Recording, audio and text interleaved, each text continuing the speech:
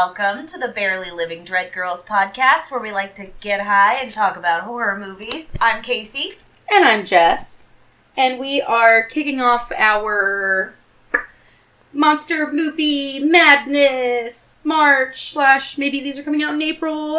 Nope, all March. All Perfect. 4 will be in March. Yep. Perfect. So monster movie March madness. Yeah. Bow, bow, bow. And we are going to be covering one of my personal favorite movies of the genre. Might be the best monster movie. Honestly, it horrifies me, it empowers me, and I'm ready to fucking talk about it. Yes. And we're talking about The Descent. Yes. So crazy, so scary. It was released in 2005. It is a group of, is it 6 or 7 women? Pretty sure we'll go through I think it's 6. Who range from absolute best friends to sisters to just meeting proteges of other friends. And it is a movie about friendship, and specifically among adult women, which is not an easy thing to navigate as an adult sometimes, depending on who your friends are, which is a theme in this movie big time. Trust, betrayal. Loyalty. Betrayal is a huge theme. And then, of course, that's kind of the underlying emotional... Yes, sisterhood. That's the underlying emotional part of it. And then, of course, there's the outward claustrophobia that is so prevalent from 20 minutes into this movie until she crawls out at the end. I mean, it is batshit crazy. And I think, and I said this to my friend when we were watching this movie earlier, I was like, this movie didn't even need creatures to be an interesting or a terrifying movie. Nope. It could have just been this group of 6 strong women spelunking and getting lost and going crazy. And, I think there's, in the beginning, they're kind of going over a little bit of, how the darkness can, affect you. And, you can get extremely claustrophobic, disoriented, hallucinations. Trauma. Trauma's a big theme here, and how that can affect you in future traumatic or tense situations. We see, Holly's not the main one. What's the main character's name? Sarah.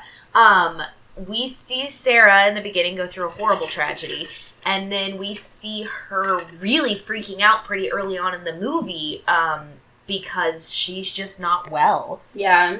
For me, so this movie, like I said, even without the monsters, would have been still a terrifying, strong, fucking... God, sorry, this movie really freaks me out. It would just be a very uncomfortable movie regardless. 127 hours version, style, just tense drama. It could have been an incredible drama, thriller. And it's a really fucking good horror movie. But I was going to say, it turned into straight horror. There are certain movies that you can say, well, that's not really horror. It's definitely thriller first and then maybe horror later. Silence of the Lambs, stuff like that. This is a fucking horror movie, and it is horrifying. I mean, it starts with a Final Destination type execution. I mean, we have... After a little bit of cheating drama... First, right before we start, shout out to writer-director Neil Marshall. Holy shit.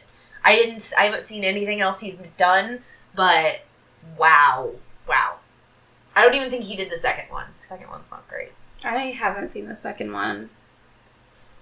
It didn't need to happen. Because there's really cool fan theories about this one that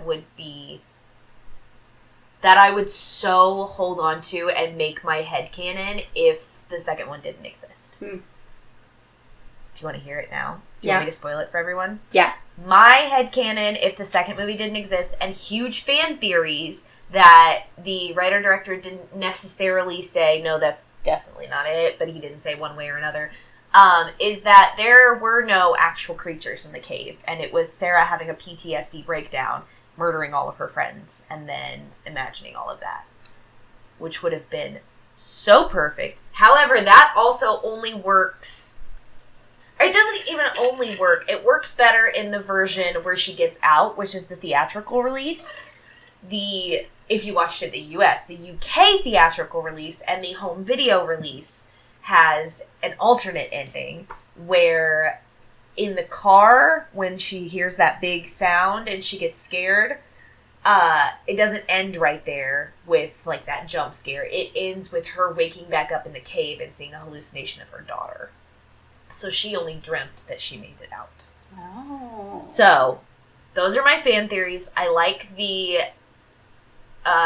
US version better because she gets out. I don't like the second movie that much. Totally unnecessary. Yeah, I mean, God. Okay, let's talk about it. Let's talk about it. Let's get into it. So, like Casey was saying, we have this group of, like, these 6 adult women. We start by seeing them on, like, a whitewater rafting trip together. We realize that they're, like, thrill seekers. You know, they like the adventure. And we see our main character, Sarah, her husband, and their daughter are, like, at the end of the trail to meet them. And we see... Looks like so much fun. Looks so scary. Oh, so scary. The water. Water is another theme that I don't trust. I don't trust the water. I don't trust the ocean. I don't trust rapids. I don't. That's a clue for next week. Anyways. If you don't follow the Instagram, which you should, and if you follow the Instagram, you know what next week's is. Exactly. But... Oh, I haven't seen your polish. Sorry, folks. I just want to stop real quick. Ah, my God, I love that color. This is the first time she's had her nails done, and I haven't because I'm in school. Sorry. I'm learning to be a nail tech, guys. Shout out to Haley. She took me to get a mani-pedi. Very cute. I did get a pedi today for my friend Hayes in class. Yeah. Shout out to Hayes. But, fuck. Oh, yeah. So, I've seen this movie so many times. Thank you. I never even really noticed Juno. The look? Like, Juno and, like, the way that she was, like... Paul. With, like, flirting with Paul and, like, their, like, connection. They give a look. There's, like, a moment where they both just kind of look and the whole movie just kind of slows for a second. And then it, like, you know, and then it pans over to Sarah and the kid. And, yeah, it's so subtle. And it's definitely something that I missed on the first time. And it's something you could miss until someone brings it up. It gives more weight to what we find out later about Juno and how we find that out. First of all, how we find out, I think, is some of the smartest screenwriting and script writing. Because it would be so easy for, as what's-her-name's dying after she got hit in the neck, or Beth, or in the showdown when she pickaxes her in the knee, it could have been a dialogue of, oh, I was sleeping with Paul, or, oh, you were sleeping with Paul. It is so subtle, the way it's done. That is peak script writing. That is peak show, don't tell. And I love that. That is so hard to do in writing. There was no spoken words. She saw the necklace and she went, and Beth said, it's from Paul. And that was all we had to know. She goes, oh, no. And then that's all you got to know. That's all you need. And I love that. It was beautifully done. But, sorry, I just realized I'm staring directly at a headless rat right now. And that makes me sad. Oh, God, I don't want to see it. I can't see it. Why am I looking for it? It's on the tree. Its head's pointing down, except it has no head. We cut off the head of a rat to try to get my snake to eat, because my 11-year-old ball python won't eat. So, Ashley Sharp, I'm coming to you. Oh, yeah, I see it. I'm not going to be able to look at anything. That was me. I just realized what I was looking at. Okay. So, they're leaving the whitewater rafting. She's like, Paul, why are you being distant? He's like, I'm not. And then just, like, completely, leave it to a man to, like, need to look at you while he's driving to talk to you. I will never understand it. Watch the road, sir. So he crashes into another fucking car. Of course, Final Destination style. These pipes come out. It's pretty great. It doesn't show a lot. It's, like, from, like, filmed on top of the car, and you can see, like, like, hear down on him because he's, like, the way it's filmed, you know what I'm saying? Yeah, and then you just see his body kind of twitching, which I never really noticed before. You do get a back shot from the back of the seat where the poles come through, so you see bloody poles coming at you. And we don't get a single shot of the child. Right. We don't know. Not that I care, but this is not that kind of movie. Yeah, but when we find out about the child at the hospital, which was really a really hard scene. Another amazing scene when she wakes up in the hospital and she's alone and she's running down the hall and the lights are turning off one by one behind. Just this enveloping sense of darkness. Like you said earlier, darkness is a huge theme here. Mm-hmm. And not only literally, but metaphorically inside of yourself, being enveloped in that depression, in that darkness. And it's literally chasing her down the hall until she runs into Beth's arms and breaks down. And Beth's like, she's gone. Like, she's gone. And it was... Because this woman literally, like, shot up, is ripping, like...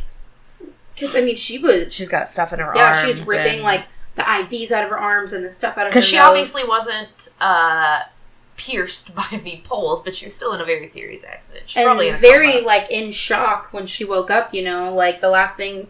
When you wake up disoriented and having all this shit in you, not knowing where your family is, that's got to be... And then we get a very horrific pointed shot of, as Beth is holding Sarah on the floor, we get a pointed shot of Juno separate from the two of them, not touching either of them, like a couple steps away, crying on her own.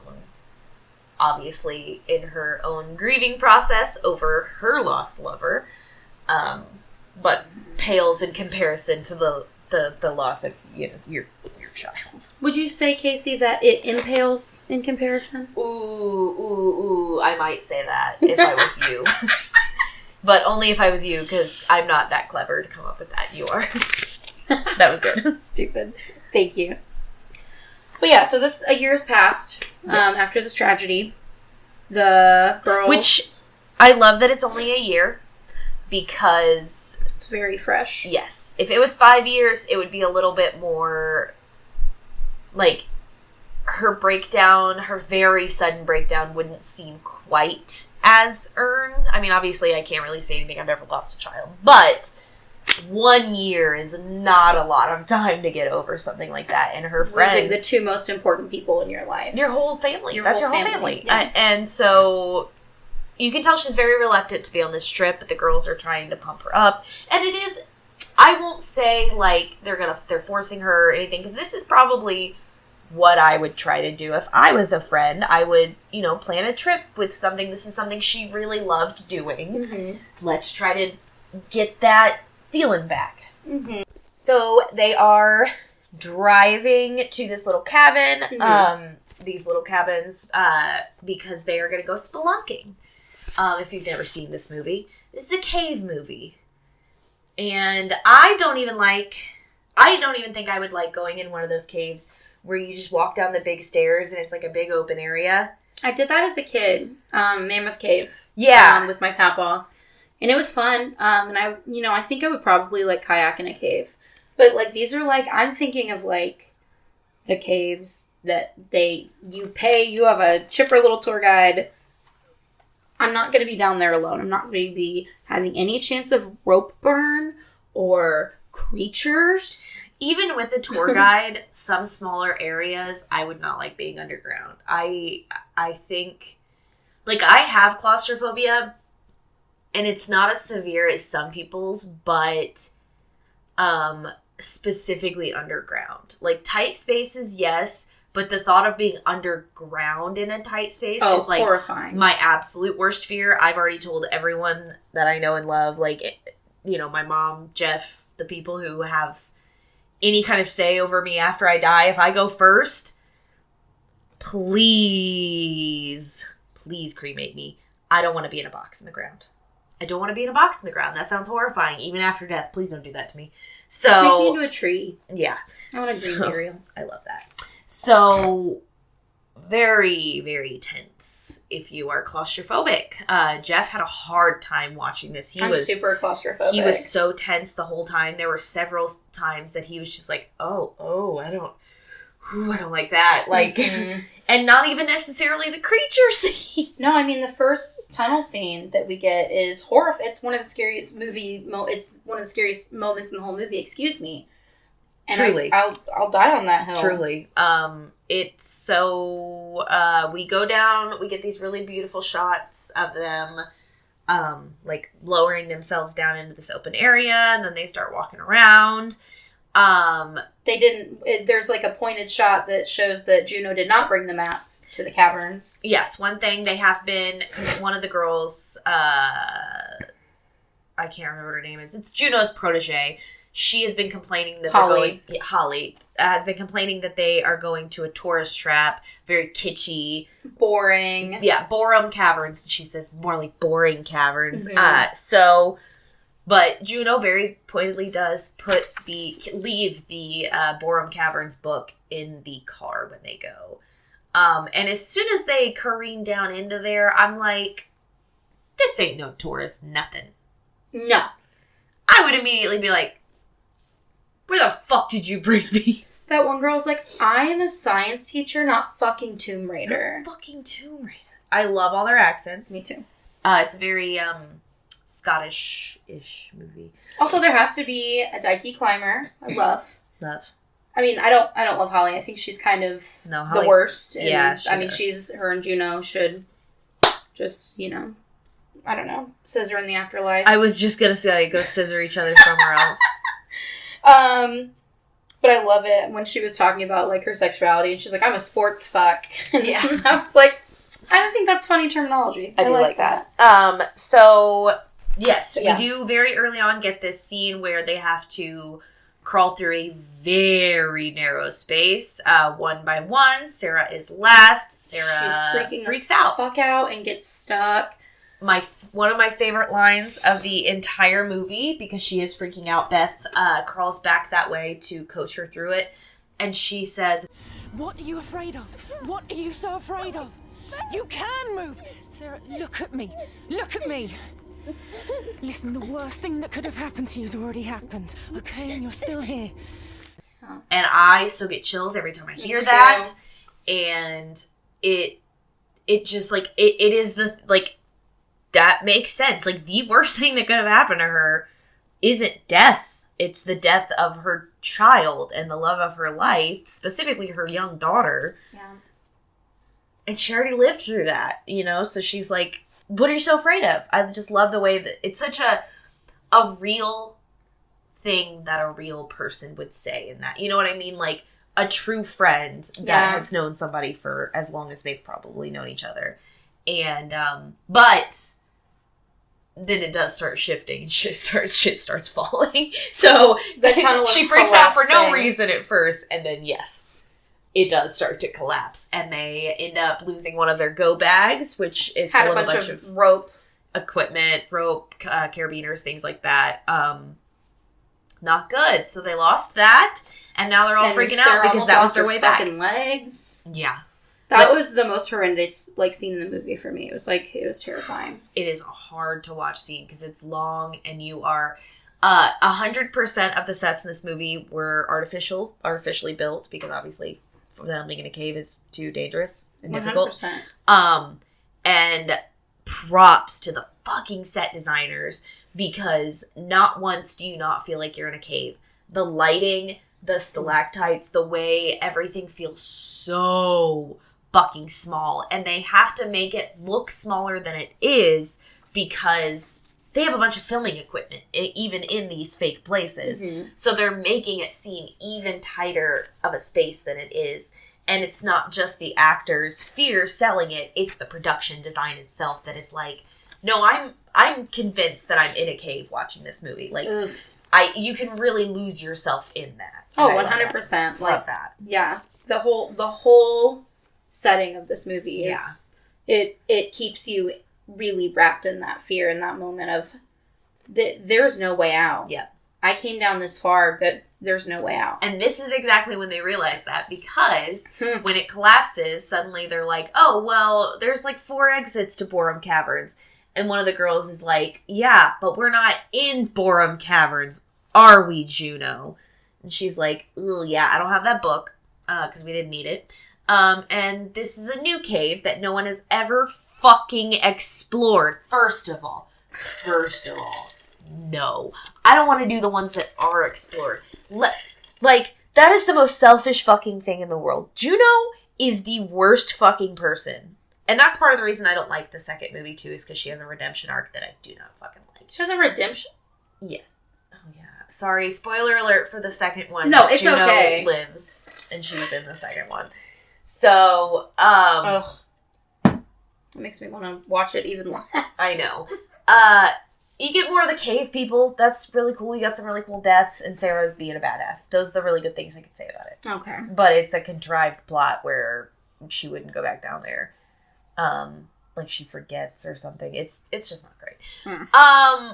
So they see this giant cavern, and they have to somehow get across it. And I remember they dropped a rock and it just went.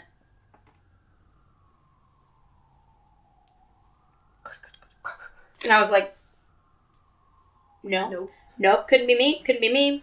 And I think, doesn't one of them go, thanks, now I know how deep it is? Or was that just in my mind? No, someone was like, thanks for that. And I was like, I'd want to fucking know. I don't know if I'd want to know. At a certain point, it's like it doesn't matter how much further it goes than that, because... I mean, if I fall... At this point is death, anything below that. So, because they have lost one of the bags, they have to make a rope thingy with carabiners across the chasm to the other side.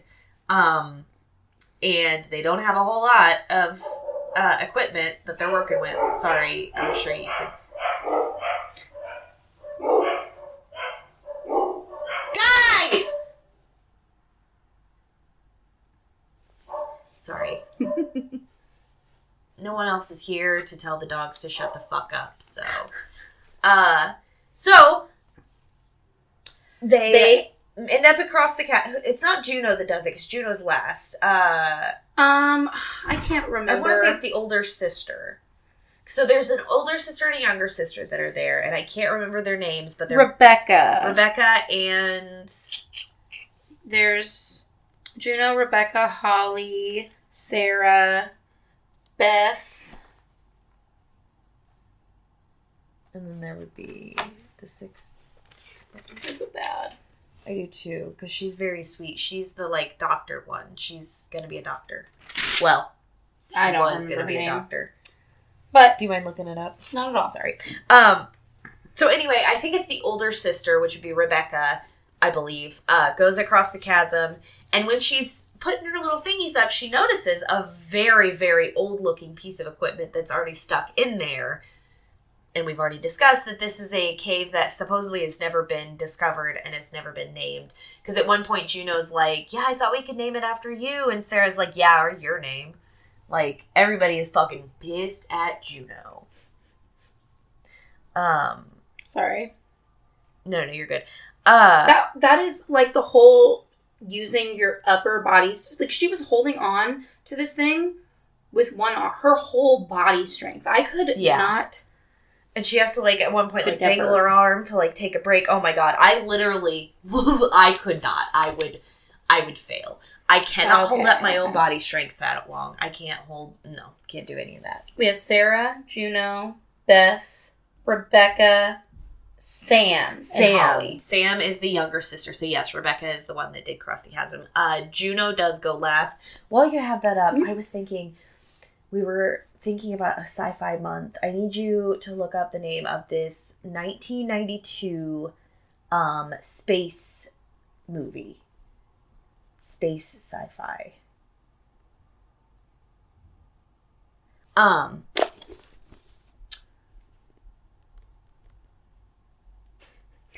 The first thing that came up, I'm assuming, cannot be what you're talking about.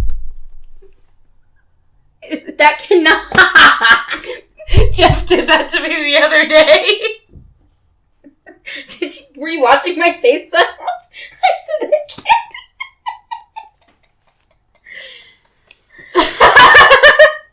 I'm putting my phone away. Don't go look that up, guys. Do not. Sorry. You had your phone out. I had to do it. Jeff got me the other day so good. I was like, oh, Jeffrey! Jesus. So anyway, sorry about that. Juno goes last. She collects all of the, she is collecting all of the equipment in case they have to use it again for any reason. And while she's doing that, the old equipment that Rebecca used breaks. Juno falls. Is it Beth that gets her hands all fucked up? Or is it Rebecca? I think it's Rebecca. I think it's Rebecca. Rebecca's holding onto the rope and if you've ever had rope burn. Oh, but but it goes into her skin. I mean, literally, like, it's a bloody tunnel through her hand. It's disgusting. The effects are gnarly. Yeah. Gnarly. So yeah, they see this old equipment then. But yes, and they do pull Juno up. She's fine. They're like, well, shit, we're not the first people here. Not even close. But that one of them's like, oh, that means there's gotta be a way out, and that means somebody's discovered it. And somebody's like, yeah, but then it would be named. Think about that.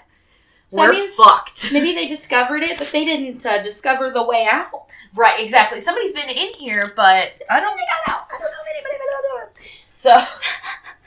So they see this cave drawing, and they're like, oh, look, it's got 2 exits. Yes, which I do like that scene, too, that I think it's, is it Sam?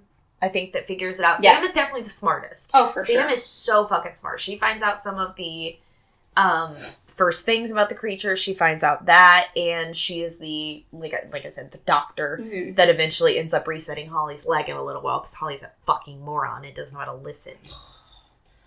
If someone's screaming, Holly, wait. Maybe Holly just starts freaking out and running. But also, I would probably be really scared, too, and might not listen, so. Because is that where they saw a creature, or is that still later? No, that is later. This is that's when she thinks she sees daylight. So they're trying to find their way out. Juno's using a really smart method where she, like, holds her lighter up to the tunnels to see where wind is coming through. And they're following that. And yes, at one point, Beth is like, I see daylight. And they're like, Beth, no, wait. And she follows down a huge fucking hole. And Holly. Holly, yes. I wrote Holly Hobbit hole. Holly Hobbit hole, yes. She falls down this hole, and it is snaps her fucking horrifying. Leg. Bone all out. It was apparently just phosphorus off the rocks that makes it look like light. And yeah, she just fucks everything up that way because now she's completely useless. Her bone sticks out. It's really great.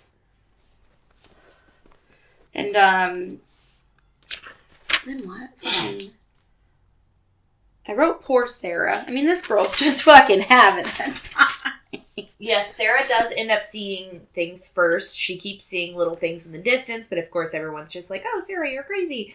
And I'm not sure when we get the first shot of the creature. I want to say it's coming up because it is so scary. I think it's after they somehow managed to get Holly back to them, and they've stinted her as much as they can, and they start trying to move forward through the cave. Yes, and at one point we're looking through one of their cameras that they brought with night vision along, and it pans over to, I want to say Holly, and there's a fucking creature behind it. And let me tell you about oh my god, creatures. The right behind scene? Ugh. Yes, where it's just standing there right behind her, and it just like, fuck! It's so scary. They make dinosaur noises. Well, I don't know about dinosaur noises, but they make scary noises. And they're terrifying, and they are albino, and they are blind because they live in the cave. And I'm pretty sure that they're meant to just be, like, descendants of people, basically. They're very bat-like to me. They're like bat because they've people. Evolved. Yeah, they're like bat people.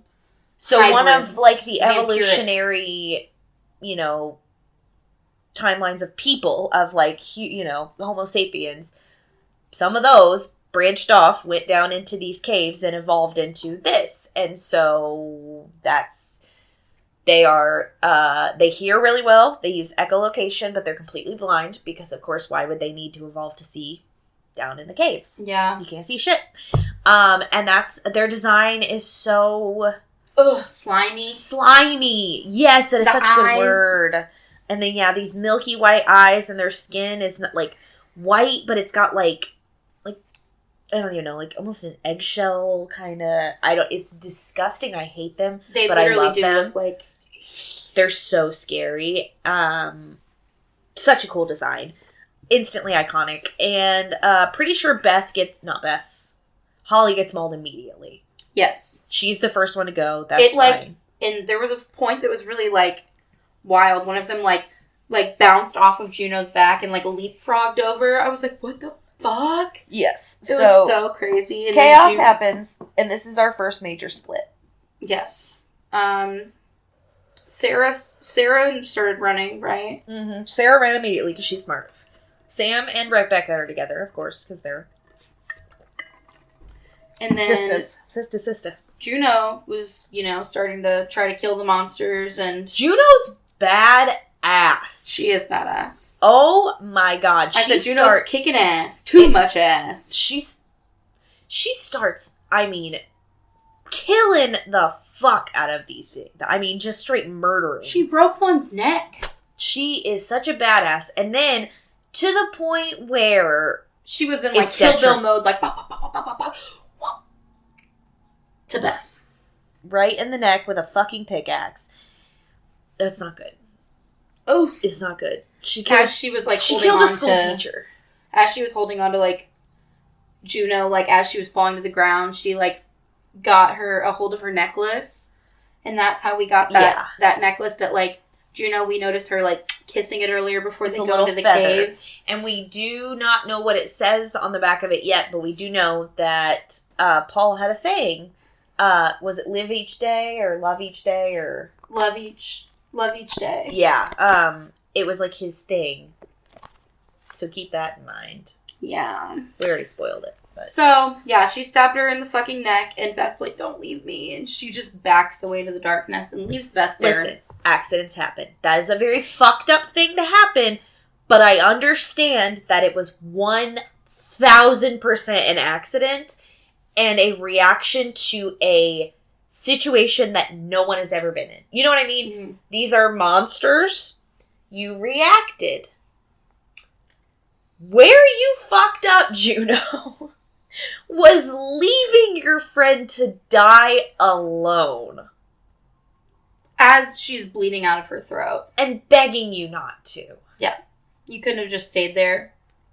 Like, wow. Yeah. That's kind of shitty. So, we cut to Rebecca and Sam next, right? Yes. So Holly and Beth are dead. Yes. Rebecca and Sam are... Well, we think Beth's dead. Holly and Beth are... Yeah. Dead. So, yes. I think this is when Rebecca and Sam are kind of like laying together. And holding each other. Very sweet moment. I love their relationship so much. They're like watching like the creatures, and then like one of their watches alarm starts going off. So they fucking threw it, and the creature just runs over and like boops it with his nose. I love that. I love that. I was like, because they are starting to realize that they can't see, but they can hear very well. Mm-hmm. So they know if they stay still and quiet, they'll be fine. There's a really badass moment in a little while where Sarah comes out of like this bloody water, and she like lays her head down on this rock, and this thing is looking for her and steps on her head, and she just stays completely still. She's such a fucking badass. So fucking badass. I want a Descent video game where I get to play as either Juno or Sarah. I will happily sit there and watch you play. I would play that all day I would be too scared. I get so... I love horror video games, but I get so scared. I love it. But I love watching people play them. Well, and that's part of the reason that we do love horror video games is because it's something that can still scare us, and most movies don't nowadays. Yeah, because I really put my whole self into it, and I'm like, I become the character, because I'm like, I'm controlling them. I am them, you know? And then I'm like, I don't want to die. I died. And part of the game, you have to, like maneuver through tunnels and caves. Yeah. Sounds horrifying. Yeah. Anyways, we cut back. Yeah. So after, This is where Sarah finds Beth. Is this already? Yeah, okay. Yeah. So, yeah, which would make sense because she's not going to have long. We got through a scene of Juno killing some more Yep, and then... dudes and... Like we said, Rebecca and Sam getting away from them, and she hears, I want to say, Juno calling out, and Rebecca's like, she's going to bring all those things down on her head, and Sam just goes, as long as it's not down on mine. Like, felt. Right, so, yeah, we get... a reunion shortly after that of Rebecca, Sam, and Juno. Good jump scare when Sarah finds Beth. Because she, like, it's so many good jump scares. Obviously, this is a jump scare heavy movie. Oh, poor fucking Beth. But the best kind. But yes, Beth is still kind of alive, which really sucks. And Sarah's like, I'm going to go get Juno, and we're going to help you, and blah, blah, blah. And, Sarah, or Beth chokes out, don't trust Juno. And she shows her the necklace that she grabbed from Juno, which she knows Juno's because it's a little feather. But then on the back, it says live each day or love each day or whatever. And Beth says it's from Paul.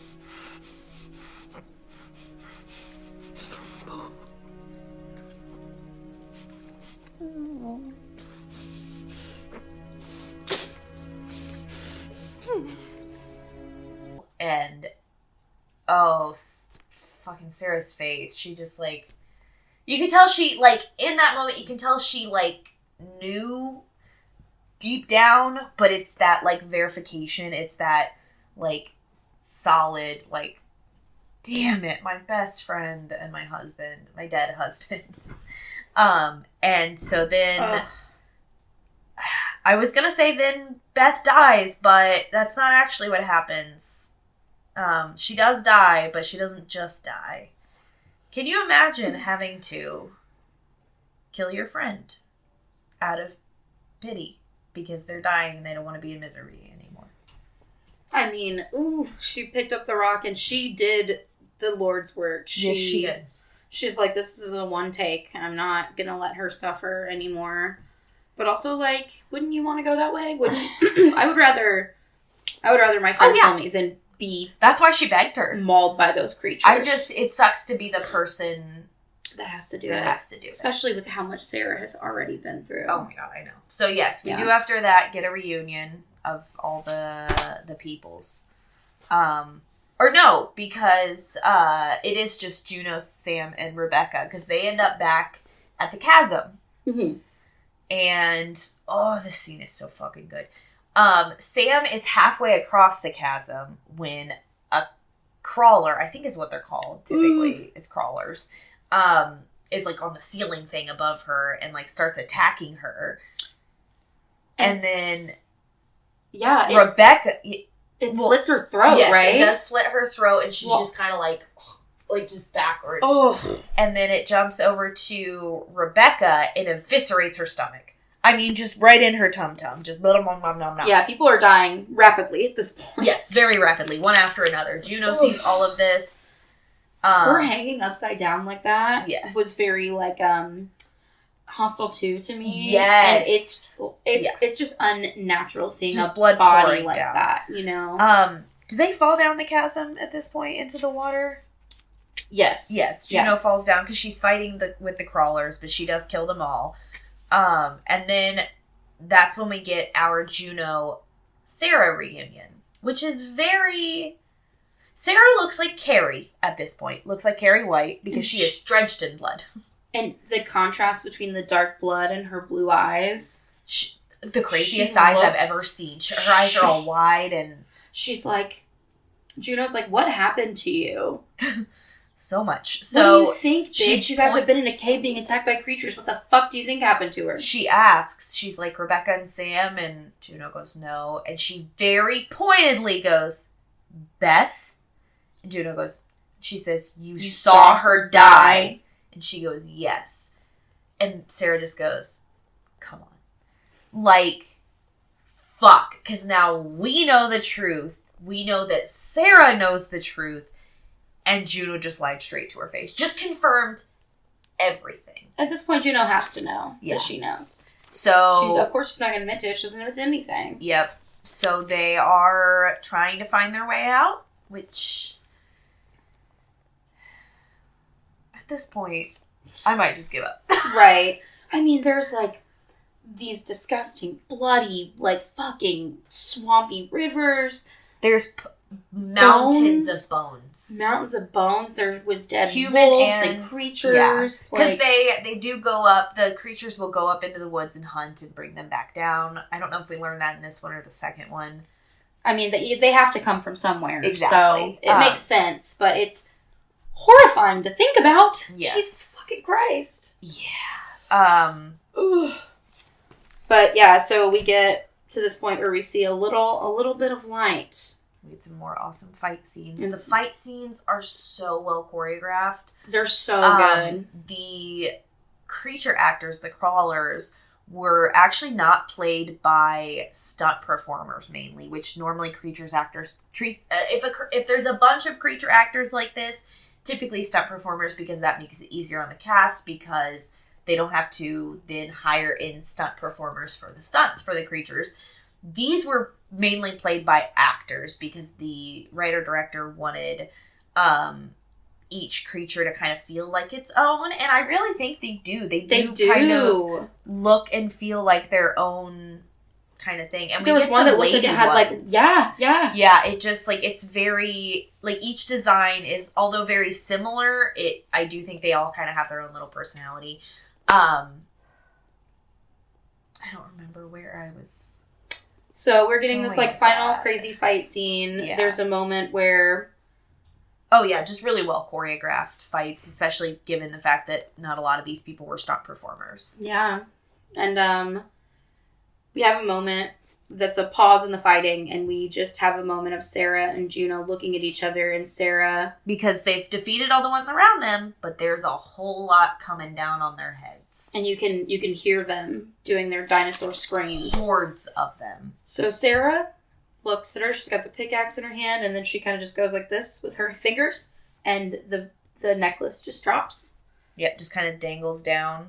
And yeah, I do love the way that this scene is shot. It's just slightly below head on, looking up just slightly to where it's like a little distorted. Yeah. On both of them, and like it'll shoot back and forth. And yeah, just the contrast, not only with the blue of her eyes, but the whites are so white in contrast too. Because she already had kind of strawberry blonde hair. She really does look like Carrie. She looks fucking insane. Just drenched in blood. And yeah, the crazy in this woman's eyes. Like, kudos to this actor, because I've never seen such crazy eyes. And you just see the fucking guilt. And flush over Juno's face. Just that, like, fuck. And Sarah, good on you, girl. I might have done the same thing. She takes her fucking pickaxe, slams it into the side of Juno's fucking knee. Right through. Leaves her there to die. And just runs. And to Juno's credit, she doesn't try to run away. She doesn't throw the axe back. She takes it out of her knee, and she faces toward the horde of them coming and just, like, prepares to fight. And respect. If you haven't seen the second one, you'd be very fucking surprised to find out that, yes, she does survive till the second movie. I don't know how. Yeah. I won't spoil it, never mind. Sarah, like, she was trying to climb up this bone mountain to get to the light and out of the hill. Also, one of my favorite shots in the entire movie is this shot, because it's very far back, and it's literally a mountain of bones that she's crawling up toward this light, and just her, like, caked in this dried blood. It is so cool. And then we get a straight zombie shot, basically, of, like, her hand shooting up out of the ground. Mm-hmm. So good. And she's just back in this stunning forest. And I love when she gets, like, her head out of the ground, she, like, almost like she couldn't breathe. You know what I mean? Like, she takes in such a deep breath, like she was holding her breath underwater or something like that. And I just, like, that's how you feel as the viewer. In that moment. Because this is the first time in 45-ish minutes that we have been in the open, and you can breathe. It is light. It is open. You're back in the woods. She it's just crazy. starts fucking sprinting. Good on her for finding her way back to the car. I never would have. I was so impressed. She does, though, and luckily they left the keys in the car. Thank God it's not down in the chasm with or hanging there with Sam, or with Juno. Juno's like, but I have the keys. But I drove. Wait, I drove. That's funny. Oh, so yeah, she does get back to the car. She drives out like a fucking bat out of hell. And gets far enough away to where she pulls over to cry and process. Throw up. I was like, how dare they give us another Final Destination moment with the goddamn log truck. She was pulled over on the road. He didn't have to honk at her like that. Yeah, he honked, and it was not even one last jump scare, because then she looks over into the passenger seat, and there's a visage of Ghost Juno, and then she screams, and the movie ends. If you saw the U.S. theatrical release. If you got the home release with the alternate ending, or if you were in the UK and you saw it, the truck honks, and it, instead of ending, it flashes back to she wakes up at the bottom of that Bone Mountain thing. It's not a way out, and she sees a visage of her daughter, and there's a birthday cake between them. And there were 6 candles, or there were 5 candles at the beginning, because she's had this vision a couple times of her and her daughter. There are 5 candles in every other one, because it would have been her daughter's 5th birthday.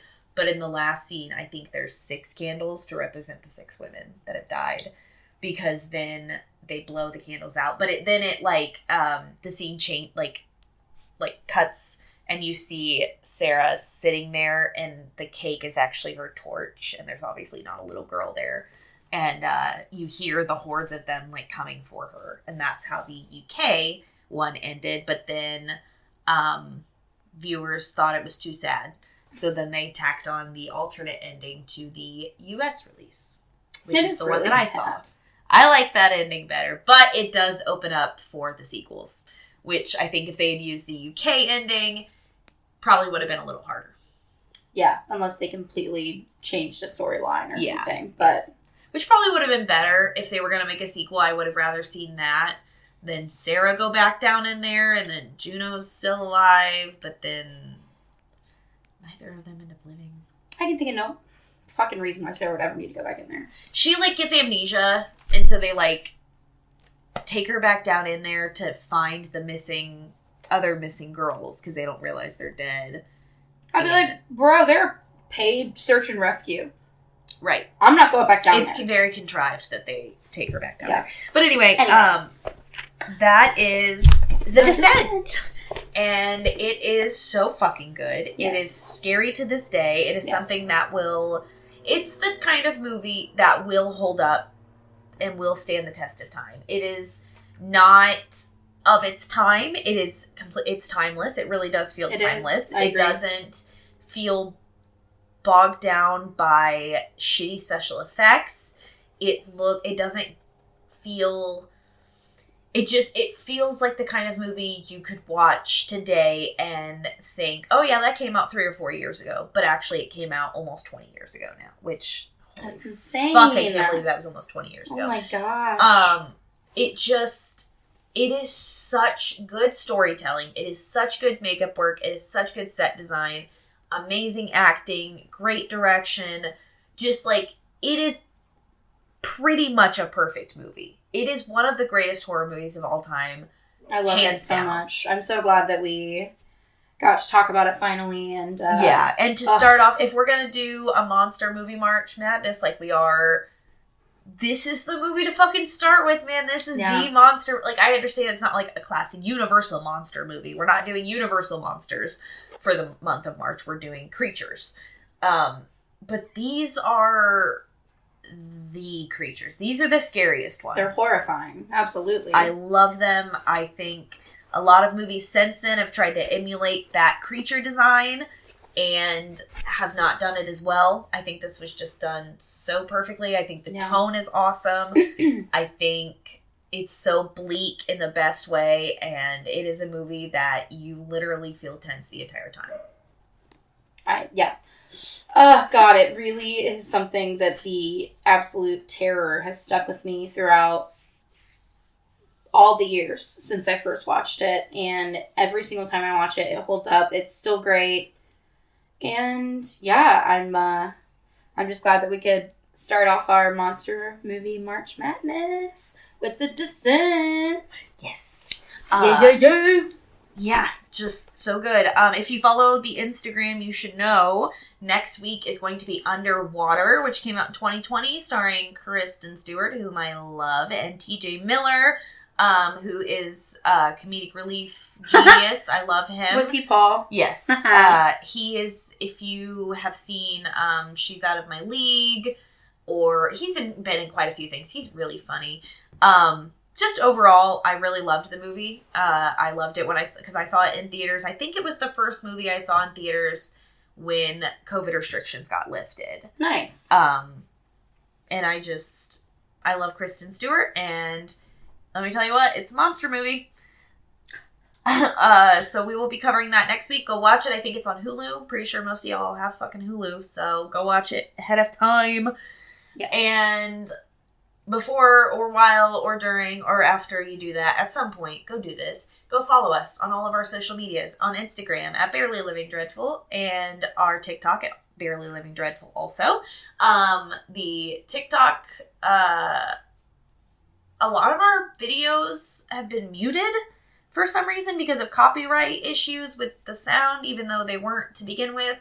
So I'm looking into that. So fucking annoying. So I'm so sorry if some of our, even the Steel video, the one of you bathing Steel, the sound is completely muted. I don't understand why it would suggest... That was literally the suggested sound for the video. So I think I just need to go through and change some of the sounds, because I think if you just change it to a different one... That's so stupid. I guess some things change with it. But anyway, so if you notice that on a bunch of our videos, we're trying to change that. So, but go follow them. Go to the YouTube, like and subscribe to the YouTube channel, Barely Living Dread Girls, of course. And barelylivingdreadful@gmail.com if you have comments, questions, concerns, requests. We're going to do some themed months coming up. So, I think next we're going to be doing the spring slasher season, or slasher spring. So if you have any suggestions of obscure slasher movies, I don't necessarily just want to do a week of Halloween, a week of Friday. I want to do obscure, shitty 70s slashers. At least a couple of them. So send me your suggestions. Please do that at the email. And then in the meantime, stay spooky. Bye.